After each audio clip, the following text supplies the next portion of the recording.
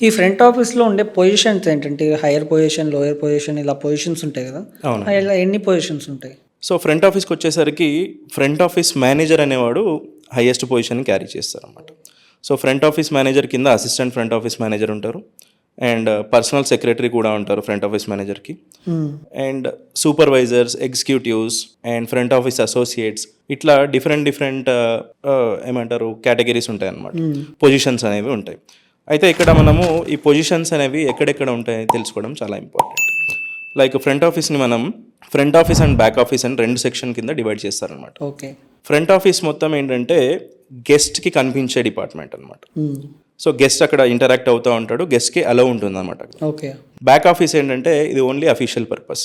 So అక్కడ గెస్ట్కి అలో అనేది ఉండదు, అంటే ఎంట్రన్స్ అలో ఉండదు అనమాట. సో ఫ్రంట్ ఆఫీస్లో వచ్చేసి మనకు జనరల్గా ఫ్రంట్ డెస్క్ తీసుకుంటే రిసెప్షనిస్ట్ ఉంటారు అండ్ క్యాషియర్ ఉంటారు అండ్ ఇవి కాకుండా మనకు ఇన్ఫర్మేషన్ డెస్క్ అనేది ఉంటుంది.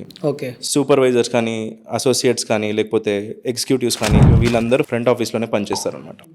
అండ్ ఈవెన్ ట్రావెల్ డెస్క్ ఉంటుంది, బెల్ డెస్క్ ఉంటుంది, కాన్సియర్జ్ ఉంటుంది. ఇట్లాగా వేరియస్ సెక్షన్స్ అనేవి మనకు ఫ్రంట్ ఆఫీస్లో ఫ్రంట్ ఏరియాలో కనిపించే ఉంటాయి. ఓకే.